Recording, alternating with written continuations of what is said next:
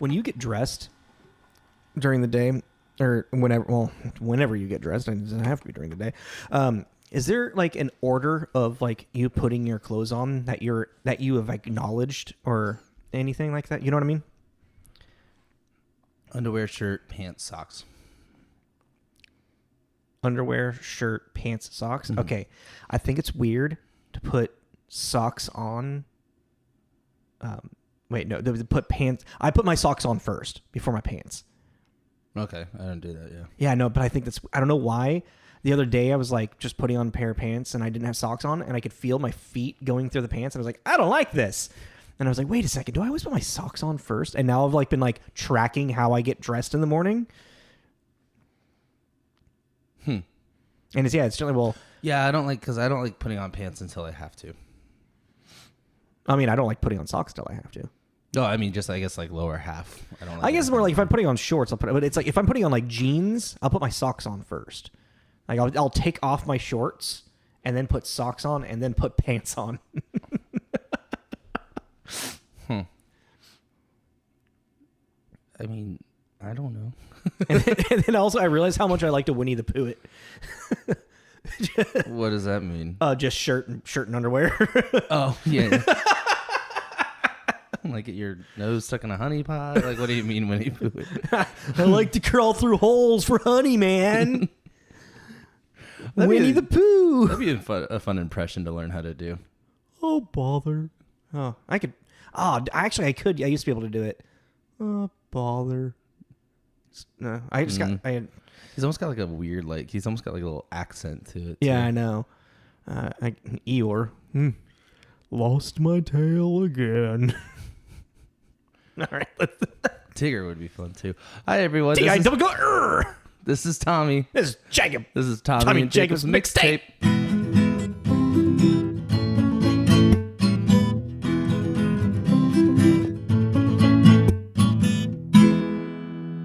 Welcome back.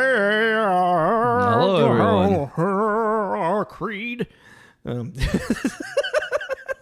With arms wide open. I think it's impossible to sing that song without that voice. I know, right? All right. Welcome back, everyone. We're at the last of our post-apocalyptic, dystopian action. The end of the world. The end of time. We've made it to the edge of tomorrow. I was just about to say that. We are reviewing Edge of Tomorrow, or also known as Live, Die, Repeats. Apparently in 2022, they started taglining. It's Live, Die, Tomorrow, Edge of Tomorrow. Live, Die, Repeat, Edge of Tomorrow. Well, I mean, the tagline was Live, Die, Repeat, right? Yeah, but then now it's like the whole title is Live, Die, Repeat, Edge of Tomorrow. Like that is the actual title of it, circa 2022. Boring. Sorry. But probably better known as let's just do Edge of Tomorrow. Edge of Tomorrow. Yeah. I don't want to say that every time. No. But yeah. It's a fun, interesting movie. Yes. What were your initial thoughts? Because since you've never seen it. I liked it. I did. I'll save that part. It's enjoyable. It's an interesting concept for sure. Yeah, we'll get into it. Yeah, okay. Yeah, I'm like, I don't want to like jump the gun on too many things. You know what I mean? Yeah, that's fair. That's fair. All right, so we'll it's ratings like for everything. Who am I right now? Well, first it was go ahead. Okay. No, what? No, go ahead. It's got a 7.9 rating on IMDb, 91 tomato meter rating, and then a 90 audience score, and a 71 meta score. So I thought it was kind of interesting that like the Rotten Tomatoes was just really good for it. Mm-hmm. And then everything else, 7.9 on IMDb is pretty good, but it had like it's averages out to like an 82%. 7.9 for like an action sci-fi movie. They could have gone way south. Oh yeah, really quick. I think those are actually very fair ratings as well. Like this movie isn't groundbreaking, but it's super fun. It's like interesting. Yeah. It was released May 28th of 2014. So 3 of the movies we did in this block, 2013, 2014, 2015. Oh, I didn't realize that. Yeah, neither did I. Because we try to look at the years, because but technically Snowpiercer did come out in the United States this same year as Edge of Tomorrow. Yeah. So like, I mean, it just happened. Yeah. That's just what happened. But box office wise, it sat number 33 domestically, number 20 worldwide, and I was reading this movie kind of had like a roller coaster of a blockbuster, like of a release and whatnot. Yeah, like it kind of did. Like almost like everything from starting production to even just the idea of it going into actual production, release and everything was just kind of like a lot. Did you read that Brad Pitt was originally supposed to be the lead? Yeah, which I was like, well, I couldn't get Louis, got Lestat. I didn't think about that. I didn't catch. Do you know why Brad Pitt didn't? Was it a scheduling conflict or just not interested? Or? It was more like they just said like they couldn't get Brad Pitt. And then so they're like, well, then we'll might as well get Tom Cruise, who's going to take control of everything. That's what he does when he comes. He walks on a set and he's like, and now I'm the producer. God, him laughing, man. I love it. Yeah. Anywho, yeah. Do you have actually more information about the box office stuff? Rated internationally at number 20.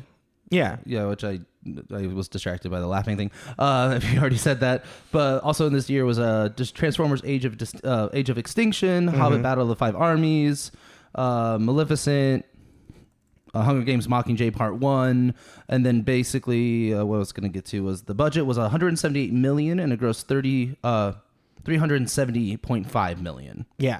So it made a pretty yeah, and well, actually it made a lot more of its money overseas. Yeah. Yeah. But yeah, because Tom Cruise is super popular overseas. I mean, I think he's popular here too. Well, yeah, but like it's like the biggest stars, all of his the biggest stars like overseas that always like sell extremely well overseas is Tom Cruise and The Rock. I thought for a second I thought you meant like the movie The Rock. I was like, that's random. Like I was like, that's random. Like Nicolas Cage, man. Nicolas Cage. That's where my brain went. Like, how many movies did you see in 2014? 27. I beat you by one. Really? 28. Yeah, I said 27. Yes. Have I been more or less winning? Oh yeah. Yeah. Okay.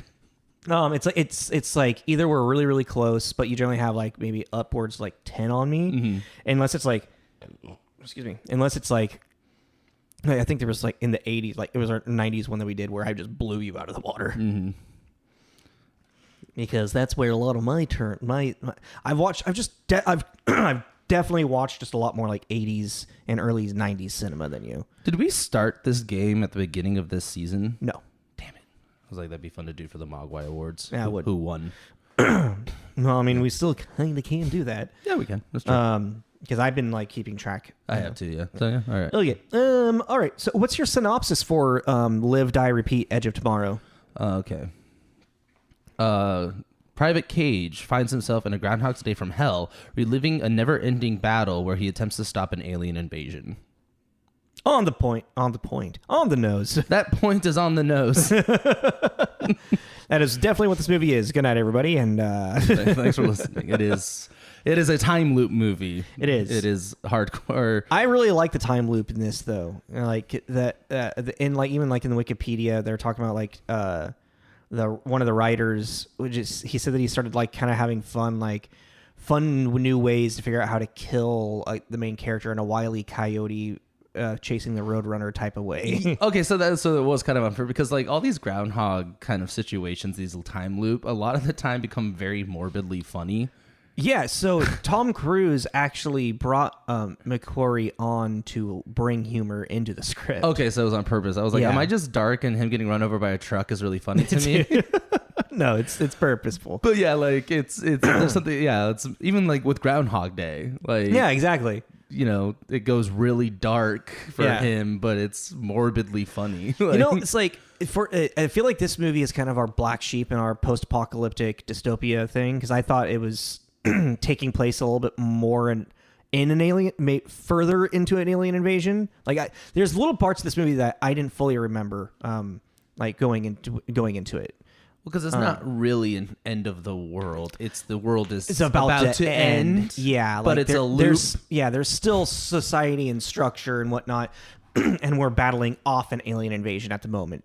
I remembered it more as that taking back the Earth, from the alien. Yeah. It was actually when I was watching it, I didn't remember the end. Our post-apocalyptic block became kind of a just sci-fi action block for just this movie. Yeah, because we had like a dystopian, we had a post-apocalyptic. There's this, you know what I mean? Like, kind of. I actually kind of like went through and was like, okay, so in a lot more sense, I would say like this and Reign of Fire, well, this-ish is more post-apocalyptic, while Mad Max and Snowpiercer were more dystopian, because there is a structure, and also there's more of a social commentary being made both in Snowpiercer and Mad Max that can be reflected into our modern world today, while Reign of Fire and this is just kind of like, it happened and now this is how we survive. Yeah, you know, like there's no like deeper human connection meaning type thing, you know what I mean? It's, pretty much on the surface it is what you get. Yeah, kind of exactly. Yeah. Which I feel like that's kind of like more like a lot of post-apocalyptic stuff might turn into anyway. But let's go into who made this movie and how, what, and where, and well, and how, and what. Okay, so it was directed by Doug Liman, who also directed movies like Swingers, Go, Jumper, Mr. and Mrs. Smith. He has a crazy lineup of like future movies coming up, but he doesn't seem to have like a huge list of directing credits. But I thought it was. I just saw the sequel to this. Yeah. Oh, that's been in talks ever since this movie came out. Live, die, repeat, and repeat. Yeah. I actually kind of dig that name, not gonna lie. Yeah, no, but that's literally, it's been in production hell since like 2016. Oh, okay. So like we don't know if we're ever gonna get that. Yeah. Mm-hmm. But I was just like, actually, like I was really surprised to see like one of my favorite kind of like ensemble movies, Go, which is about like ravers and ecstasy and stuff. Doug Liman directed that, and then it was cool to see Swingers. Oh, I remember Go. Yeah, Swingers. I really enjoy that movie. And then I was like, Mr. and Mrs. Smith, I think is fun. It's a very fun movie. Yeah, it is. It's very fun. I love like when they're like kind of figuring out who each other are, and it's like he brings up like her food, and he's like, she's like, I haven't cooked a meal in my life. Yeah, or something. And then Jumper, because I think you and I were talking about Jumper. That's weirdly, we were just talking about it. How it was an interesting premise, but it's just. Mm-hmm. It feels like a really like crappy video game, and I'm pretty sure there was a tie-in video game to it. I don't think there was. I really think there was. Maybe it could have been an Xbox exclusive. Okay, yeah. But like, yeah, that was like the premise was interesting, but it just was really not executed super well. No, it was a boring script, pretty much. Like the story of it was just not enjoyable. Yeah, and yep, for PlayStation 2. Oh, really? Yeah. Interesting. Okay. I was like, I have a weird fever dream of this. But yeah, so you had Doug Liman, director on this movie, and also kind of a weird. I can't like. Is there anything else that like stood out for you from him? Not really. Well, what is this? No, that's a different one. I saw The Wall, and I thought that was the Matt Damon, Great Wall of China. Dragon. Oh, that's what I thought it was too. Whatever the fuck that was. But I actually now kind of want to watch The Wall because it sounds a lot more interesting than. Because that one's called The Great Wall. Right? I guess. I don't know. Yeah, I think it's called Great Wall or something. But like, no, this one has John Cena and Aaron Tyler Johnson in it. So I was like, what? Yeah, right. Do you know when the Great Wall came out? I would say 2018. You think that's what I was wondering. I was like. This whitewashed weird. Yeah. I'm like, 2016. Okay. Even still, dude. Yeah, but it's still in the like if it was like 2018, I'm like, that's really recent to do this bullshit. 2016, I'm like, okay, maybe it was still kind of. It had gotten made before everybody started talking about it. Before became the like very well the well-known issue that it is now. Yeah. All right, let's get into writers of this. Okay. And let's just start off. So this is based off of a Japanese light novel, which is essentially like a short graphic novel. Well, no, light novel is it's like their young adult. Yeah, young adult. That's what they call their section. young adult section. Yeah. Yeah, it's like they're like Hunger Games and stuff like that. Yeah. You know? And it was written by Hiroshi Sakurazaka. And the light novel is called All You Need Is Kill, is how it, I guess, translates. Yeah. And honestly, like the novel, they took premise is pretty similar. It's the story itself isn't, because in the light novel he's a young new recruit. Yeah, but I mean like the conflict is pretty similar. It's like it's with the UDF. He's a new I think the biggest difference, like, he's a new recruit, and then the ending is different as well. Yeah, and it goes, and also it kind of is more like like from what I was. It's more like a hero's journey of like for a young kid. Well, yeah, and they both the heroes use like giant battle axes. Yeah, well, he started using a battle axe because she. Yeah, but I'm like, that's way more anime-y, like. Which she 100%. In the movie, she has those moments. I do think though that because I just kind of briefly read the plot of the light novel. I think she's still actually in a time loop as well. Like they're like, he doesn't. It's not like he gets it and then she's like, oh, I had that thing. Yeah, like right here it says, realizing that he is a fellow looper, Rita confides in. Yeah. So like it seems like. And his name, actually, I thought this was actually really cool. Like how his name in the book is it could be a Kaiji. Let me look that up again.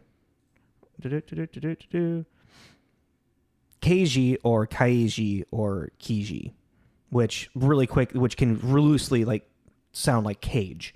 Like I think they like. Oh, because he's private cage. Mm-hmm. Yeah. I actually kind of like that they were like took like the sound of the name and made it really similar for like, an English speakers. Yeah. But I mean, this could also go into whitewashing if you wanted to as well. Oh yeah. Yeah, it could. Yeah, look on. Yeah. But I mean, they bought rights to the story. Yeah. Yeah, because they took the premise. They kind of took the premise, alien invasion, time loop, and now go. Yeah, exactly. I guess. I mean, and then the exoskeletons, the battle suits. Yeah, this is kind of teetering. Yeah. This is kind of teetering, I could kind of see both. Yeah, no. Yeah. But yeah, well, let's not focus too much on that. Well, that's all I can think about now. Anyways, yeah, let's go. So then this movie, it went through a lot writer of hands. hell. Yeah. Which, for the amount of writers were on it, surprisingly still solid movie though. What's the word I'm looking for? Flowy. Cohesive, is that the Cohesive? word? Cohesive. Considering, because the movie's done condensation. Because we've done so many movies where so many writers have gotten it, and you're like, yeah, it feels like a hot piece of garbage because there's 8 million ideas thrown into one. But I think what happened, what really works with that is like, yeah, there was a lot of people that ended up like writing a bunch of different drafts, but the ones that are credited seem to be the ones that solidified what we saw. Like, the credited is Jez and John Henry Butterworth, which I'm guessing are brothers. One of them for sure is more like a playwright. And they like the biggest things that I saw that they had worked on together that people would recognize today would probably be like Ford and Ferrari. And they're both working on the new Indiana Jones script together. Oh, I forgot about that. Indiana Jones 5. And the game. There's a video game. Oh, really? Yeah. Coming out? Yeah, by I can't remember the studio name. But just make another Uncharted. Well, it's the folks that made Wolfenstein are doing Indiana Jones. Okay, then. All right. Hey, they have a thing with killing Nazis. You said you had stuff you wanted to talk about with the writers. Well, yeah. So we talked about the novel, but then Dante Harper wrote the spec strip for Viz Media, which then Warner Brothers purchased it for $3 million in 2010. So Warner Brothers had this script for a few years. Yeah.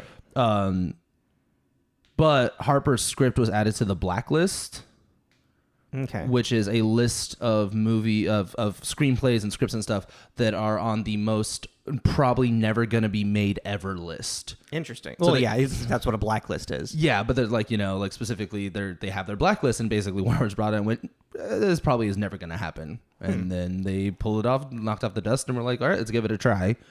And so, yeah, the original spec script was by Harper, which I just thought was interesting. And then the first person to get their hands on it and kind of start tweaking it was someone named Joby Harold, who was a writer for Awake, that surgery movie. Okay. Then it went to in the Army of the Dead, and then it went to the Butterworths, and then it finally... and there's still people in between this. Yes, there are. I just didn't... It was too much to try and... Yeah, the fact that you're trying to do that right now is blowing my mind. But I'm just saying, so we had the spec script, we had the original screenplay, then we had the Butterworths, and then finally we had like these are the people that really like are credited for doing something with the idea. And then really I would think it would like the final like bit of it goes into Christopher McQuarrie, who was clearly brought on by Tom Cruise, because here's the list of movies Tom Cruise and McQuarrie have done together: Valkyrie, Jack Reacher, Mission Impossible, Rogue Nation, and Fallout, The Mummy, and recently Top Gun Maverick.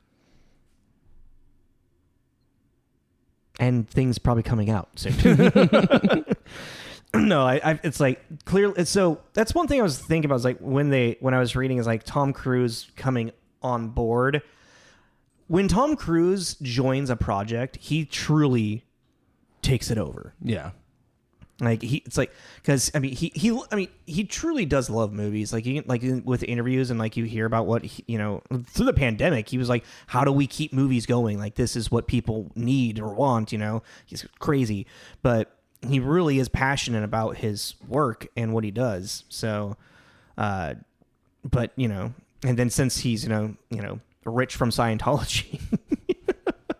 He can just he joins a project, he's going to become a producer on it, and he's going to take creative control. I didn't know that. As well, I mean, he likes to collaborate with people, but depending, like a lot of people accuse Tom Cruise for that Mummy movie being so bad because there was so much more that they wanted to create their whole Universal monster verse, Yeah, their dark verse thing. Yeah. And when Tom Cruise joined it, and he's not credited as a producer though. I was just curious if he somehow even got a credit in there. Go ahead, sorry. I mean, maybe he actually really wasn't much of a producer on this. Maybe he was busy producing Mission Impossible. Fuck off. There's so many of those movies now. I know. In my brain, it stopped it. I knew there was more, but I think the last one I saw was 3 when he has the long hair. Isn't it that one? I mean, it's not long, but it's he has long hair in Mission Impossible 2. Is that it? Yeah. And it's the motorcycle on the beach fight scene at the end with the dove. Which one had the no strings attached? Remember, there's they're driving. He's driving down the coast on a windy road, and then NSYNC did that video. That's Mission Impossible 2. That was Mission Impossible 2. So I think I've only seen up to Mission Impossible 2. So yeah, because then there's Mission Impossible 3, Ghost Protocol. And for those that don't remember that or didn't know that yet, NSYNC has Rogue Nation, Fallout. So there's 6 of them. A Mission Impossible 2 video. Yeah. That was a cool video. I mean, this is all memory. The slow motion dove coming out of the fire as he crosses the screen. No. God, no. Yeah. How many are we at now? I just said 6. Okay. I'm sorry. I was distracted by the NSYNC thing. Boy, oh boy. Doing the no strings attached dance. Okay. Well, I mean, we just kind of talked about Tom Cruise. We can go into starring. We have also done Tom Cruise before, so we don't really need to talk much about him. But if you don't know who Tom Cruise is, I don't know how anybody really in this world would not know who Tom Cruise is. You know what I mean? Unless you literally don't have a television or any type of connection to the internet. Which there are places that, yeah. That's why I'm saying. But it's also, he only has 50 credits, which is crazy to me too, for how famous he is. Yeah. I don't know. Well, it's funny. When we were getting ready to watch this, my partner, she seemed very uninterested in this. and which is like most of the time, like unless.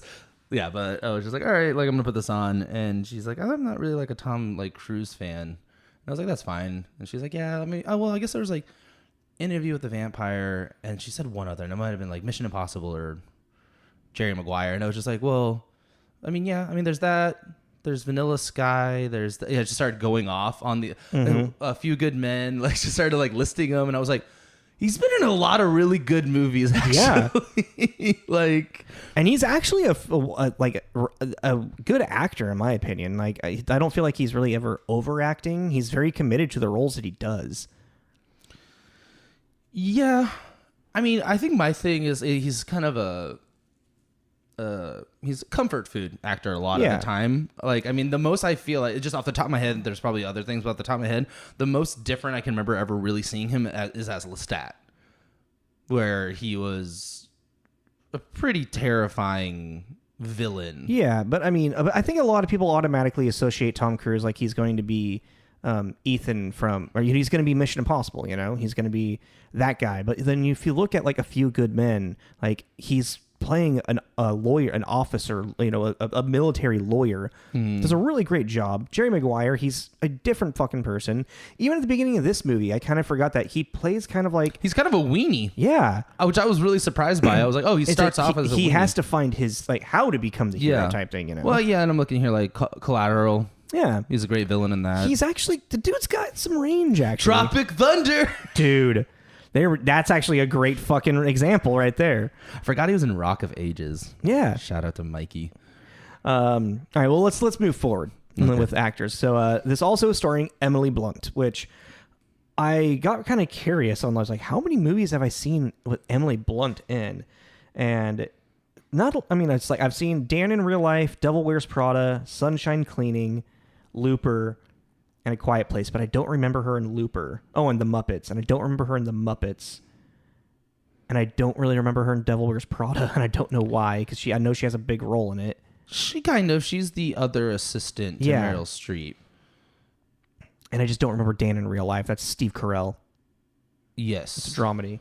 But I think she's probably most popular nowadays for being the new Mary Poppins. Yeah. And being married to John Krasinski. In Devil Wears Prada, she's on the cheese diet. What's the cheese diet, you ask? Well, I don't eat anything, and then when I feel like I'm about to pass out, I have a cube of cheese. And then she walks away. I'm just looking. It's a great movie, actually. The movie's that.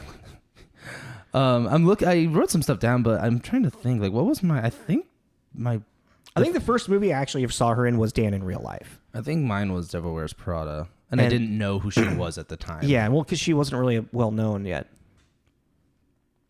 Yeah, Looper, I don't remember. Looper's that Bruce Willis. Yeah, and Joseph Gordon-Levitt. Yeah, I just watched that. I don't remember her in that. Yeah, neither do I. I don't know why she was... I watched it. I had it like on. I wasn't super paying attention. She might just have a little tiny role that got reduced after editing and whatnot, you know? Yeah. She's in The Wolfman, 2010. Which I've never seen that, so... Remember her in that. Never seen Dan in Real Life. How was that? I always want to, but I feel like it's going to bum me out. I mean, it ends happily, but it is a bummer. It is a bummer. Okay. It was Steve Carell breaking out into more serious roles. Yeah. He did that in Little Miss Sunshine around the same time. I mean, I do like she was really great in Quiet Place too. I still need to see the sequel. Oh, you haven't yet? Mm-mm. Oh yeah, it's good.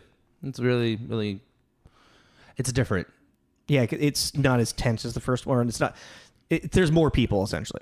It's a different kind of tense. Yeah, it's just a different thing. Emily Blunt, and also Emily Blunt's fantastic in this movie too. She actually went through a lot of training. She is one of my favorites.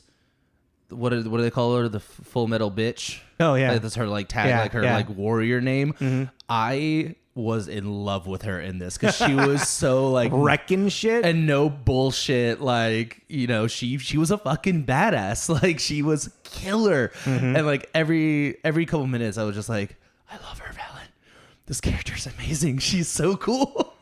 She's almost like another Furiosa. She's like a Furiosa type. She's really fucking cool. We'll get into that. This movie is actually kind of regarded well with its approach with female characters and just feminist like stuff and whatnot. Yeah, and when I was minus one little bit. Yeah, I was reading some stuff and they did talk about that one little bit, and I was waiting for it, and I was like, okay. Yeah, we'll get there. Let's finish up our starring and whatnot. Okay. Because I know you want to talk about Brendan Gleason. I do want to talk about Brendan Gleason. He's my favorite. Probably known for In Bruges. I think he'd be most recognized for In Bruges. Yeah, I know. I already said that. Harry Potter. In Bruges. No. Speaking of Harry Potter, he popped up on screen and Bella goes, "Hey, he's got 2 eyes." That's funny. Actually, you know what's really funny? When I was looking at it and I saw Harry Potter, I'm like, who is he in Harry Potter? And I was like, oh, I never actually like recognized Mad Eye Moody as Brendan Gleason. That kind of works because he's such a character. Yeah. That like, yeah. I've always just saw like Mad Eye Moody and I was like, no, that's Mad Eye Moody. Not that it's not Brendan Gleason playing Mad Eye Moody. Like I was like, oh yeah, okay. Yeah, Brendan Gleason is also, if you don't, he's one of those people that if you don't know who we're talking about, Google him, because once you see him, you'll know him. You've recognized him, yeah. Yeah, because he's also in like Troy in The Village. He has 107 acting credits. Yeah. 28 Days Later, Gangs in New York. Mm-hmm. Like he's in every kind of genre. I've only seen him in a few movies though. Like I was looking at I was going through his list. Like the only movies that I've seen are the Harry Potter movies, Troy and The Village, and I haven't seen Gangs of New York all the way through. That's really weird to me. That I've only seen those movies that he's in. No, that you've never watched Gangs of New York all the way through. It's long. Yeah, but I don't know. I really thought that would have been. Oh no, I just haven't seen it all the way through. I've seen a lot more like clips from it for like watching like Leo's acting or why am I forgetting his fucking Daniel Day-Lewis? Daniel Day-Lewis is acting. Also, I have a hard time watching Cameron Diaz in that fucking film. A lot of people do. She's so miscast. Yeah, that was one of the big critiques of the movie. Yeah. Was her in that, which is a bummer. But it's unfortunate for her because she is a wonderful actress.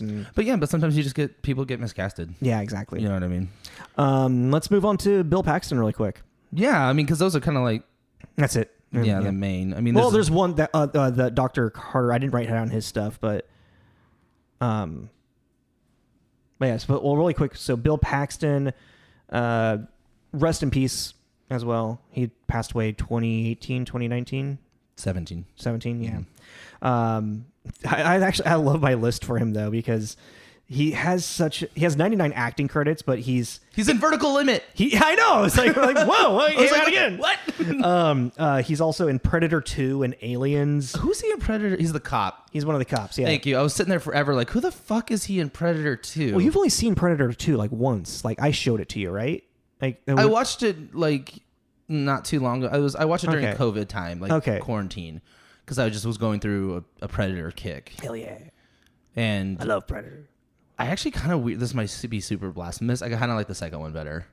I like the setting of it. So there's a thing like I love the first one because it's just one of my favorite sci-fi actions. Like because it's a little horror to it as well, and I just think the way that they, tease the Predator actually is fucking phenomenal. But I love the second one too because minus its racism, the voodoo guy. Oh yeah. Regardless of the fact that you have a black lead, you still got some problematic stuff happening in there. But I love like the whole idea. It's like the concrete jungle, of LA. Yeah, well, that's what I was gonna say. It's also like they're chasing like to the humans. It's like they're chasing a serial killer, a really sadistic serial killer. But like you're like, oh no, you don't even know. Bro. Also, it's like set in a really like weird like idea of a futuristic LA that's like more like grungy than it, Yeah. I fucking love it. Yeah, it's great. I love it's like that movie. It's like it's the beginning of Demolition Man. Yeah, kind of. When everything's kind of going to shit a little bit, kind of casually. Because doesn't technically take place in 1990X, so it could be any time of 1990. Oh, I don't know. I didn't notice. I think that's what it said. Yeah. Anywho, I wanted to look up really quick who that guy was. I did think it was funny too that Bill Paxton was in this because of Aliens, and the tech had a lot of alien feel, like that franchise feel to it. Oh, yeah. And the aliens had like acid blood. Mm-hmm. Well, do they technically have acid blood? I mean, acid blood. I was thinking acid drool. I don't know why. Yeah. I mean, I see what you mean. Noah Taylor, who plays Dr. Carter, probably quick recognized probably from Vanilla Sky. Yeah, with Tom Cruise. I didn't realize that. Life Aquatic. Those weren't the ones. I thought there would be something else that he would just stand out. Oh, he's in Game of Thrones. Well, who's he in Game of Thrones? Locke? That doesn't mean shit to me, man. There's so many. I know. I'm trying to think. He's only in like, it looks like 15 episodes. Oh man, that's gonna bother me. We'll figure it out later. Yeah. Anywho, well, I mean, we should kind of get into that. Well, and I also want to do one more shout out to Franz Drameh. Drum? Who for what character? He was one of the soldiers, but he was in The Gentleman, and he is Franz Drameh. Yeah, Drameh, and he was in Attack on the Block. Did you ever watch that? Nope. It's a UK like sci-fi dark comedy about these kids that are protect. You know how like a lot of those apartments or complexes in the UK are like really big apartment complexes. Yeah. So it's these kids that are protecting one of these their home from an alien invasion. Oh, okay. And it's like a comedy. You've talked to me about this before. Yeah, and he was like I was like, I recognize him, but why? And I looked him up and I was like, oh yeah, and he was just and we just watched The Gentleman too. Yeah. And he's one of the I don't remember him in The Gentleman. He's one of the I can't remember what they're called.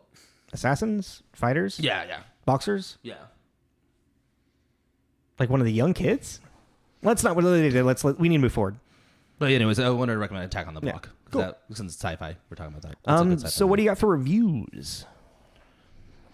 So, we have 35 positive and 8 mixed and 0 negative. Cool. Yeah. Richard wrote here at the Chicago Sun-Times, Edge of Tomorrow is the ultimate metaphor that about Tom Cruise's career. You can't kill this guy. He'll just keep coming, and he remains arguably the biggest movie star in the world for a reason. He brings it.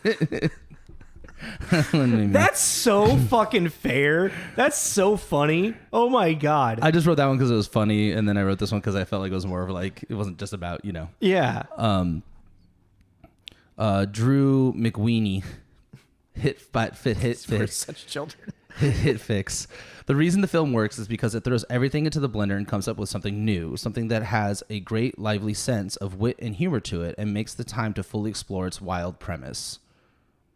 And then what did I pick for Where Are You? So a 50 out of 100, Andrew O'Hare from Salon, excuse me. Like Saloon. Yeah, Saloon. No, Salon. Missing a no. I felt unable to decide between this movie is the most badass thing ever and oh my God, turn it off. That's a range of emotion. Yeah, right. Like, and it's like, why are you so bipolar, man? Well, it's a 50 out of give it a 50 out of 100. Like, that's fair. I mean, I'm not really a big fan of the ending of this movie. Well, it took me a second to actually kind of digest it a second time to like be like, okay. But I don't know. Like, it became very clear to me that every single movie that we watched for being like, post-apocalyptic dystopian idea, the main theme is going to be is survival, Gee, imagine that. Yeah, crazy. But like, there isn't really much to say with this movie because like, it is just kind of like, kind of like with Rain of Fire. I mean, we'll go through like the characters' arcs and whatnot, but like kind of like with Rain of Fire, it just kind of like it happens and you're kind of like, oh, okay. Like this whole like idea, like I really like the world that's set up with the battle suits and like the discovery of like the time loop and whatnot. It was interesting to actually watch a time loop movie where the time loop is explained. Oh yeah, that's fair. Because a lot of times it's just kind of like, there you go. Fuck it, you're stuck. Yeah. Well, I feel like that's in more modern times, like for time loop movies, they come up with a reason and that the person that does discover, like other than like actually other than Groundhog Day, what other movie is there like no actual explanation for the time loop? Oh, now I'm having a hard time thinking of another time loop movie. There's the one with Andy Samberg and Kristen Melody, but you didn't watch that. The like romantic comedy thing? Yeah, dude, that one's fun. It's fun. Oh God, who is it? So one thing that I found kind of interesting with this movie was actually, I remember I was sitting there, I was thinking like, this would be a really great video game, because I was thinking like the whole like the die and respawn. I was like, that'd be really cool to like implement that like idea into a video game where you're like memorizing. I was like, wait a second, that's what a video game is actually. And there's video games about time loops. Exactly. Yeah. Well, like the one I've been playing recently, Returnal. Yeah. Which is wow, that's actually real close to this. Well, what's interesting is I was reading like people actually like acknowledged like how similar this movie was and compared it to video games because of the respawning feat. Like because of like I really thought it was like this is Dark Souls in real life right here.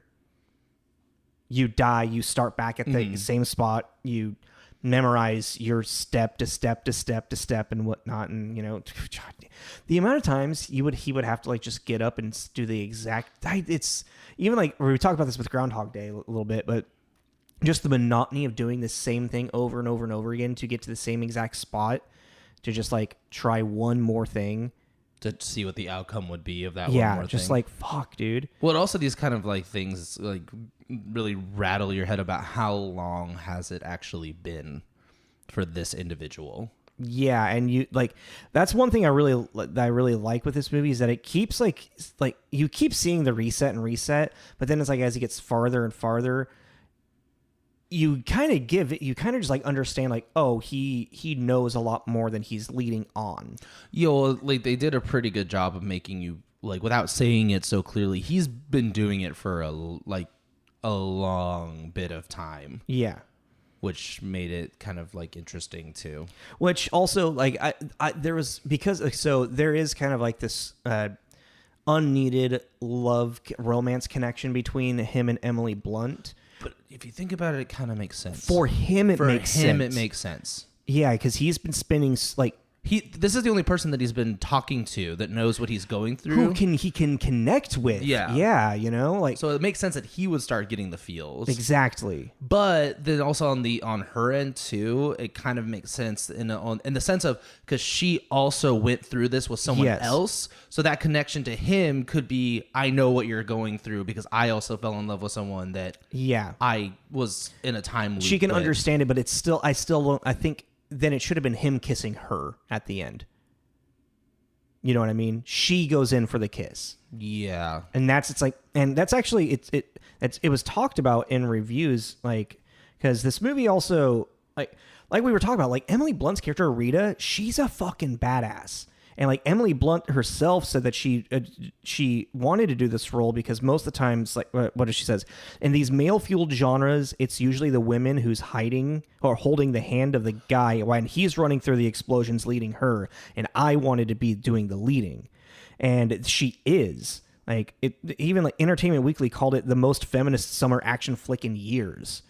Because she's killer. She's killer. She's a flushed out 3-dimensional character.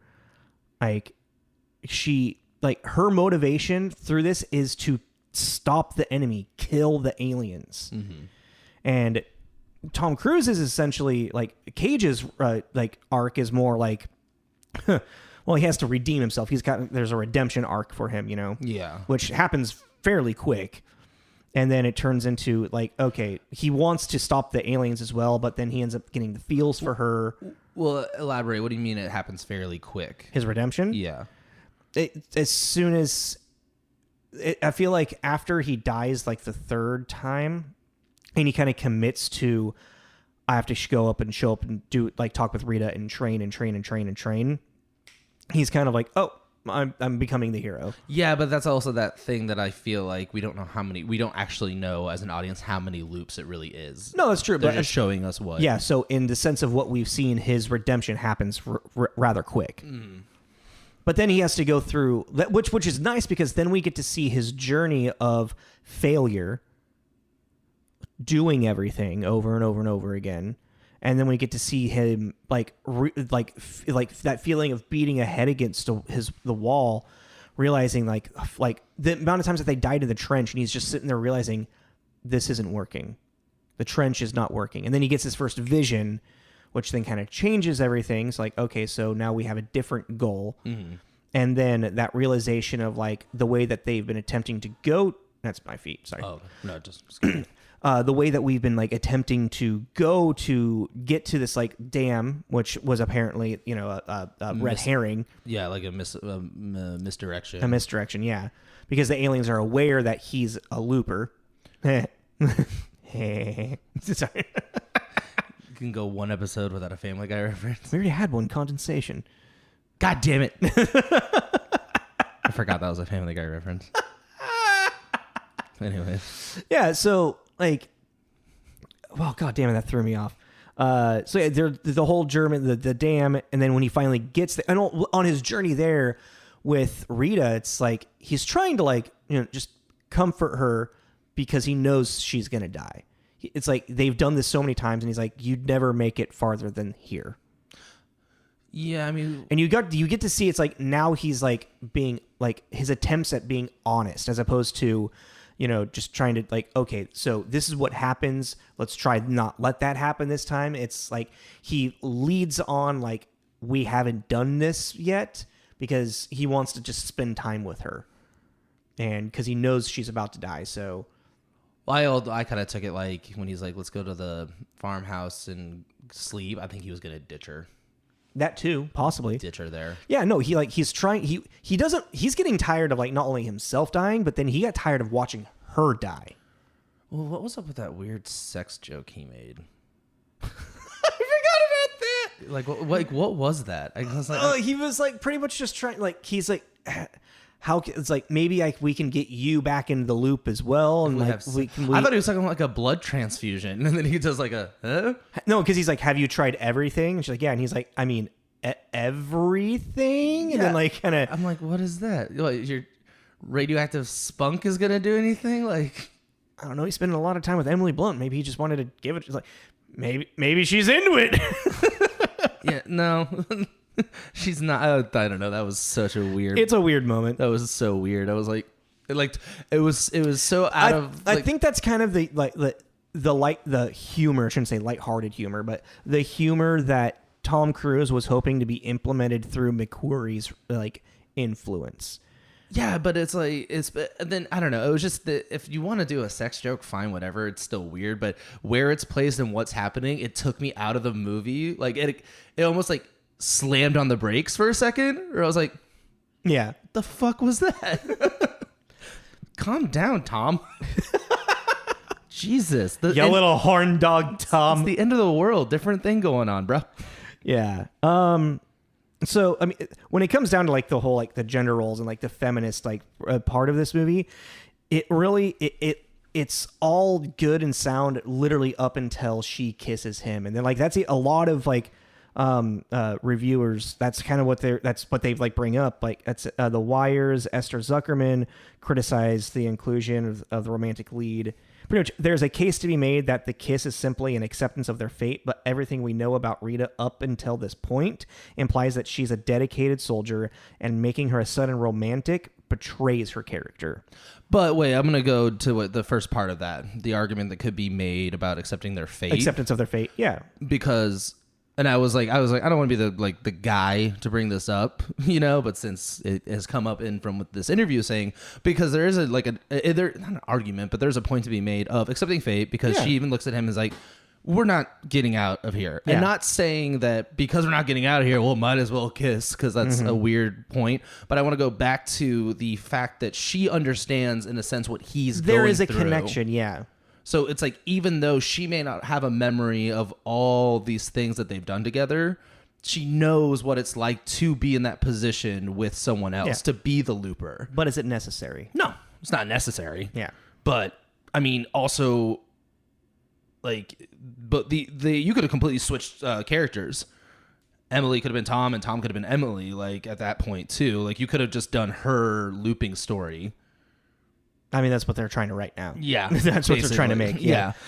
Like their parts could have been interchangeable in a sense, but you know, I like Emily as being the dedicated soldier. Why do I keep forgetting her tag? The Rita? FMB. Or a Full Metal Bitch. Yeah, the FMB. I like how actually every time, like, it's like everyone was about to like say it, Full Metal, they would like cut off the person. Yeah, because they're like, don't fucking call her that. You idiot. All I'm thinking is Full Metal Alchemist. Every time somebody says Full Metal, I'm just like, Full Metal Alchemist? Well, even her, like you were saying off mic, even her like and her being the war hero is a kind of interesting thing too, because it's like she's a war hero because she was in a loop. Yeah, exactly. I love that it's like she just accidentally got into that loop, and they're like, and this amazing woman just like killed 100 mimics in one day. Yeah, and everyone's yeah. like, wow. But then, so there was a part of me when that whole plot point was being like brought up, also because it was happening to Cage. Yes, it was happening to Cage as well. I didn't write my cheat sheet. I gotta keep doing that. With Cage though, I was like, with this whole loop thing and them being this badass warrior, is that going to diminish what they are capable of when it comes to once they're out of the loop? Because like Cruz, like Cage is killing it because he knows the beats, he knows what's happening, all this kind of stuff.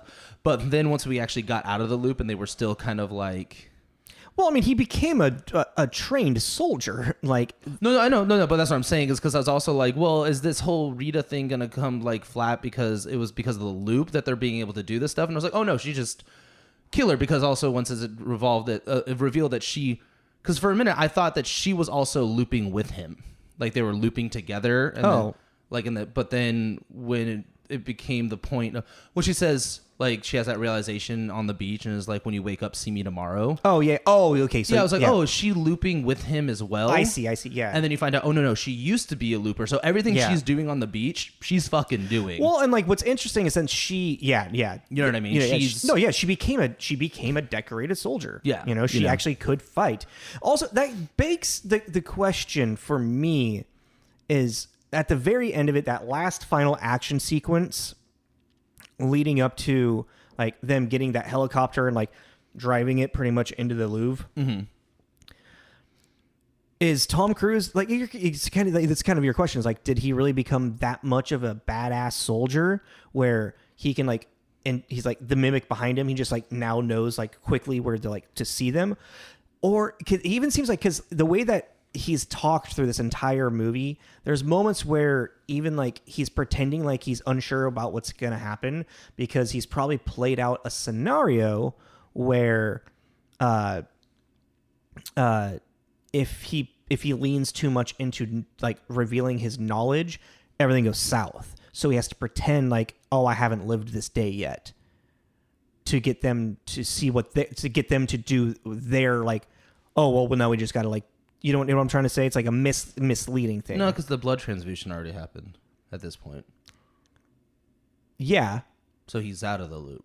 That's, but I'm like, there's something about that with the black eye, like his eye being black. Oh, then it's like, oh no, and then his eye goes clear. Mm-hmm. Like so yeah, okay, so yeah, that's kind of like the signal for this that. Is like the end game for them. Like this is our last chance. Like we have no other. I'm like, I mean, I was like, the part of me was like, well, I mean, you could try and kill another alpha. Yeah, right. I thought about that. Yeah, you could try and do that. Like, didn't seem that hard the first time. You just had to. But the problem with that is what happens is when they kill the alpha, then they restart their day, and then they move it to another location. So you'd have to start the whole process over again, basically. Yeah. But like we know where it is. Yeah. Yep. How did you feel about the end of this movie? Actually. It was weird, just because but it's in a sense it's like trying to wrap your head around the time travel, just in general. Yeah, like the concept of time travel. Well, I thought it was weird, like when it finally like they kill it, the actual like Omega. Yeah, and then he wakes up even a day earlier. Yeah, that's what I thought was weird. But it's like because that's what I'm saying. That's why it's confusing. It's because like, in theory, he should have reset to when he killed the alpha, but he was never at that spot when the Alpha was killed. But then wouldn't she still be somewhere? Where would he be? You know what I mean? It's like, yeah, that part of history is gone, but wouldn't he reset to that same time, but just wherever he would have been? Or why is he even... also, with the Omega gone, why is he resetting in time? Why aren't they just dead? Yeah, like why is its last motive to... But even... yeah. But then also, if it's resetting in time, wouldn't that thing technically still be alive? Yeah, right? Maybe that's the second one? Could you imagine... oh my God. Could you imagine that happening to you? And then you're living your life. And you live an entire lifetime with no blood transfusions or anything. And then you like maybe die of some type of natural cause or old age. And then you wake back up in that helicopter. That'd be kind of cool. And you have to do all of it again. You wouldn't, though. You can do whatever you want. You could do an entirely different life. Yeah, that's true. That's the beauty of it. That's the beauty of this curse. That's the dream. No, that's the beauty of this curse, you know? Yeah. But could you imagine just like how like jarring that be? Like you would like wake up and be like, oh, I'm still in it. Oh, what the fuck? I thought this was done. Well, yeah, but I mean, it also just goes into like how old is Cage now mentally? Mentally, yeah. You know, like how long? And that's one thing I wish just as a theory, like as a premise alone, you can't really. I mean, maybe you could. You make some kind of atomic clock that can keep track of the days. Mm-hmm. But I mean, I think that's what would drive me nuts the most. Is at a certain point there's no way to gauge how long. Yeah. Especially in if you're doing what I just said, where it's like you wake up and you do something entirely different. You'll have a memory of, oh yeah, that one time I went to India instead. You know what I mean? But it's like in the Cage sense, when he's redoing the same thing, you know, like, and you see him get run over by the truck. How many times did that happen until he actually got the timing down? Let's say it happened a dozen times. You got hit by that truck a dozen times. Mm-hmm. Which one was the first one? Which one was the sixth one? You know what I mean? So it's just like... You would know the first one. The first time you got hit by a truck? Yeah. But it's just, I feel like that would be... I honestly think you could do some kind of weird, almost satire about, like, this making you lose your fucking mind. It almost actually, it's kind of like Dorian Gray. Yeah. You also need to watch Palm Springs, because everything you're talking about is in Palm Springs. What's Palm Springs? The Andy Samberg, Kristen Melody movie. I'm not a big Andy Samberg fan.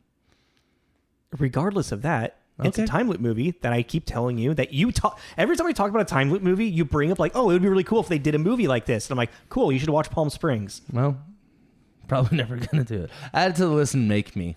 That sounds good. That sounded really threatening. Sorry. Make me, mother. What you gonna do?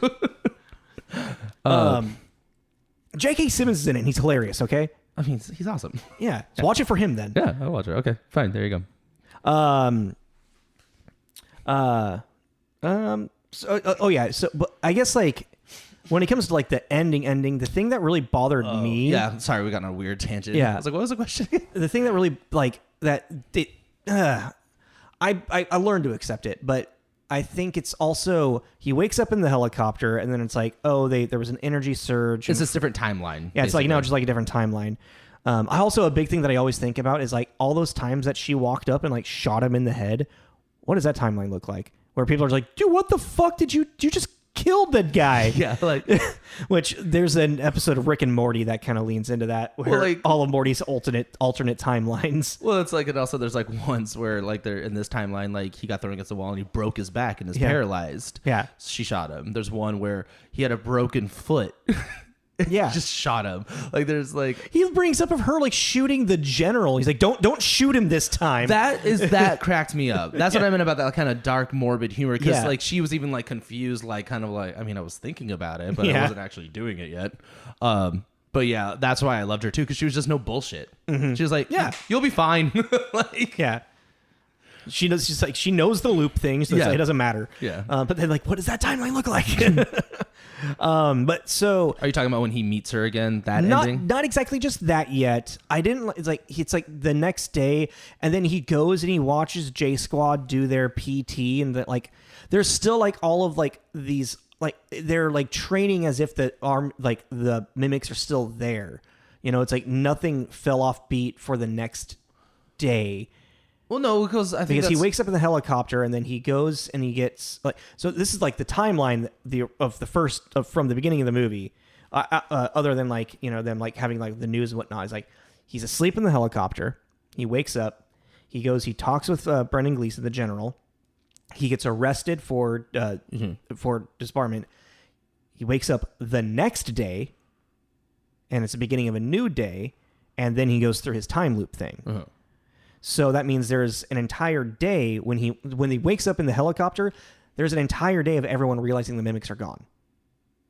Yeah. And then we go into the next day as if the mimics, like they're still training as if the mimics are there. There's like, with the mimics gone, every little detail of everything would have changed. Her like sitting there doing her whole like yoga or whatever with the fucking whirly things she probably wouldn't be in that same exact spot anymore.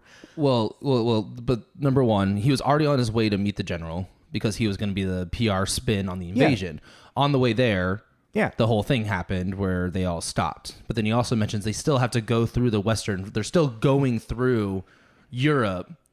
Oh, okay. So it's like, yeah, you're right. The invasion is kind of on. I think I missed that little detail then. They're still planning on an invasion, but they just haven't been meeting any resistance. Yeah. So it seems like they're still going to obviously still send troops in to make sure everything's still. Yeah, that's kind of what he says. Like, oh yeah, I think I just missed that. We're like he says we're still going through the Western Front. We're planning on going through the Western Front. We just haven't been meeting resistance. Mm-hmm. So I think it's more of like. Cage was already on his way. He's going to get there and be like, well, we don't really need you to be our PR stunt anymore. Yeah. And he's like, I want to go meet the Full Metal bitch. Yeah. Like, I kind of did like that little meeting, and he does the, and then it ends. This is closed, right? Just because it kind of takes away that romance thing. Because it doesn't show them like talk and then embrace and kiss and the one when it first, because it just like ends just like cut to black. I was like, really, that's the fucking ending? Okay, god damn it. But because I was like, it leaves it open ended. But then I thought about it and I was like, well, what he's gonna do is he's gonna go up and he's gonna tell her we did it. I was in a time, like he can say like I was in a time loop, like you were in Verdun, but we succeeded, and she's gonna believe him actually. But yeah, it's true. Yeah, exactly. Well, no, but like, cause I was just like I don't know, when I was just kind of thinking is like he would go in there and like he would try to like tell her like, you know, oh, I've been stuck in a time loop, and she's like, oh, are you still? And like blow his head off. You know, it's like he's no longer in a time loop, but like they won, but like she didn't. He's the only one that remembers it. Like he could just walk up and be gaslighting her the entire time. Yeah, if we're assuming that our one of our heroes of this is a total creep, right? Like sure, but yeah. But even then, but that's what is like. And this is all like speculation at this point too. But it's like, yeah, I mean that might be like, yeah, he goes up and was like, we did it. You trained me, yada yada yada. She'd be like, yeah, cool. He's like, yeah, but I love you. He's like, yeah, well, no. It's like, that could be the other I thing. don't know. She's like, you. I don't know who the fuck you are. Like, that's great that we did that and whatever, but and especially at this version too, it's not like they had this bonding experience of near death and saving the world and, you know, all that kind of stuff. But I mean, if anything, he goes up and he tells her. What actually happened to her? I missed that. What do you mean? At the end, when she's being chased by. She gets killed by the Alpha. I don't know how I missed that. I might have just looked down for a second. And the next thing I know, he jumps in the water, and I was like, oh shit! Like then I was like, oh, she's still around. I thought I was just so quick. I didn't really. No. I think the Alpha the Alpha starts attacking her, and then then the Alpha realizes that Cage jumped in the water. Right? Yeah. I think the Alpha does like kill her right at that moment, and then looks and sees that Cage is actually getting into the water. Okay. Yeah, it was so quick. I was like, I'm not sure. Did I blink? Like, what happened there?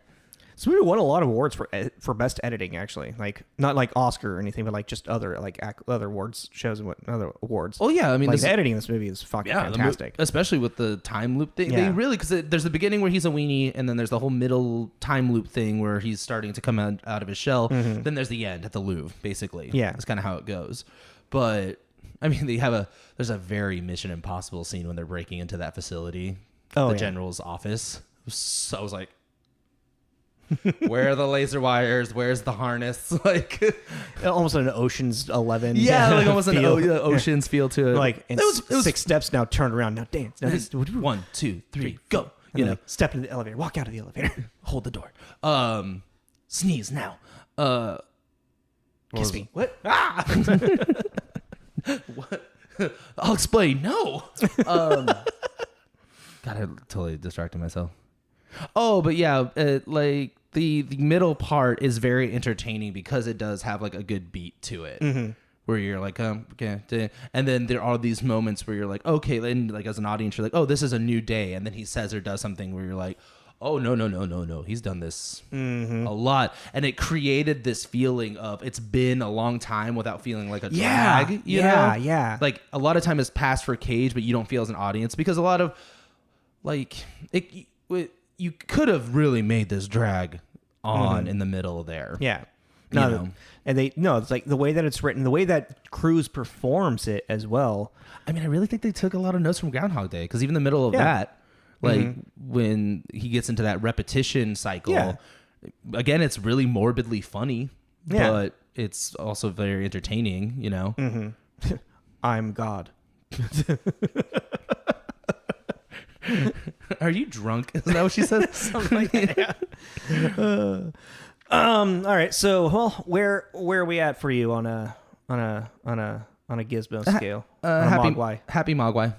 A Maguire? Yeah, happy Maguire. Yeah, I dig that. Yeah. Yeah, it's one of those like I wouldn't have to watch this all the time, but I'd be like, yeah, I'll watch it again. Like I'm gonna probably buy this just to like. Yeah, I figured you would. Yeah, just it's a fun sci-fi movie. You know, I fall into the Tom Cruise stigma trap myself on like just kind of always thinking like, oh, it's a Tom Cruise action movie, whatever. I don't really want to see a Tom Cruise action movie. But he's good at that. But, yeah, he is. And then when I watch it, and I'm like, God damn it, you're so good at this. Fucking got me again, just like the Church of Scientology. Now you got me again, Cruise. Yeah, it's like it really is because that's I think I have that same thought too. I'm like, ugh, it's just Mission Impossible 2.0, you know. But it's because I think it's also because the level of like commitment that he brings to it. Yeah, that's what I was bringing up earlier. It's like almost like another person like that. I think it was like Jackie Chan. It's like he just goes in. Fist of Fury, let's go, you know, and it's just like there's also like there's the commendable, like he does his own stunts, and he actually trains. And how old is he actually? I meant to look that up. He's like almost 60. He's gotta be like 60, right? Tom Cruise was born in 62, so he's turning 60 in a couple of days. July 3rd is his birthday. Oh wow, he was born really close to the 4th of July. Yeah, July 3rd. Well, no, he's in the movie Born on 4th of July. Oh, I forgot about that movie. That's actually a wonderful role from him, actually. It's like him and there's like the flag. Yeah, because he's like a Vietnam vet. Yeah. I forgot about that movie. But yeah, like, and then there is that level to him as well, is that like commitment. Oh, and Emily Blunt, her commitment to this like role is like, the physicality. She trained like with yoga and like Krav Maga and aerial like shit. Like she like did. And you could tell too. Yeah, she was like what is it? I was let me see if I can find it really quick. I was in the battle suits. So these battle suits also weighed like 85 pounds. Oh, really? Yeah, like one of them was like 130 pounds. It says each actor needed help to put on the battle suit. Initially, Cruise needed 30 minutes to put it on, another 30 minutes to remove it. By the end of it, the time was reduced to 30 seconds. Wow. Between takes, the actors would be suspended by chains from the iron frames to take weight of the suits off of their shoulders.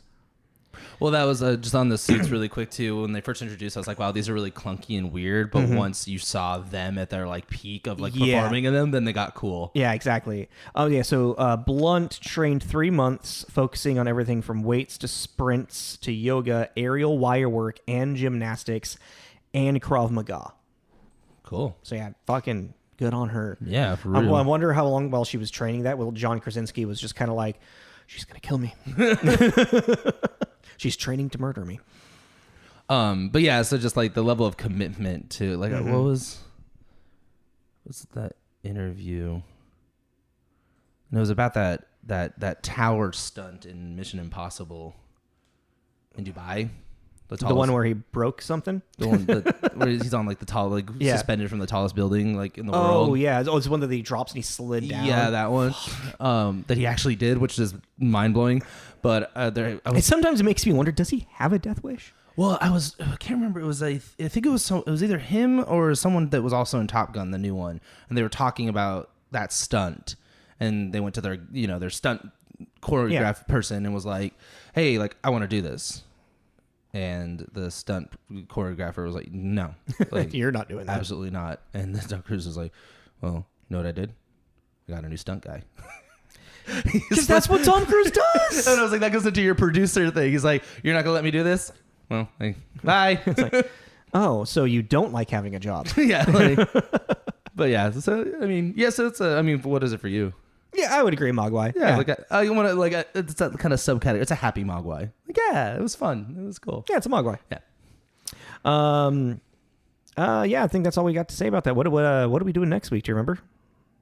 I know we're doing like a dark comedy block. I remember. Which one are we doing first? I think we're starting with Death to Smoochie. Is that what we're starting with? Let's double check before we commit to that, because I can't remember which one came out first. I mean, technically, Very Bad Things did. So we're doing Very Bad Things. But I think we decided to swap that, though. Nope, we're doing We're doing Very Bad Things first. Yeah, so we're going to do a little 2-movie block of kind of more random, kind of obscure at this point, dark comedies. So we're going to do Very Bad Thing and then Death for Smoochie. So and we might have a third one to follow up with that. Yeah, we're deciding on that. Yeah. But we're definitely doing Very Bad Things and Death for Smoochie. So if you want to watch those before we get to reviews so you can play along, then go ahead and do that. These movies are going to be great to review. You're excited to see Death Smoochie again. I just want to watch it again. I just love that. I think when you're watching Very Bad Things, you're gonna be like, yeah, this is the movie that I wanted to make. All right. Okay. I don't know. Okay. Anyways, please like, subscribe, comment. Let us know what you thought about this movie. We'd love to hear from you. And yeah, I guess that's pretty much it. Yeah. Cool. Yeah. All right. Rocket. Okay. Follow us on Instagram, TJ's Mixtape. We're on Patreon, Spotify, Apple Podcasts, anywhere where you might find your podcast listening. So this is Tommy. This is Jacob. This is Tommy and Jacob's Mixtape. Bye.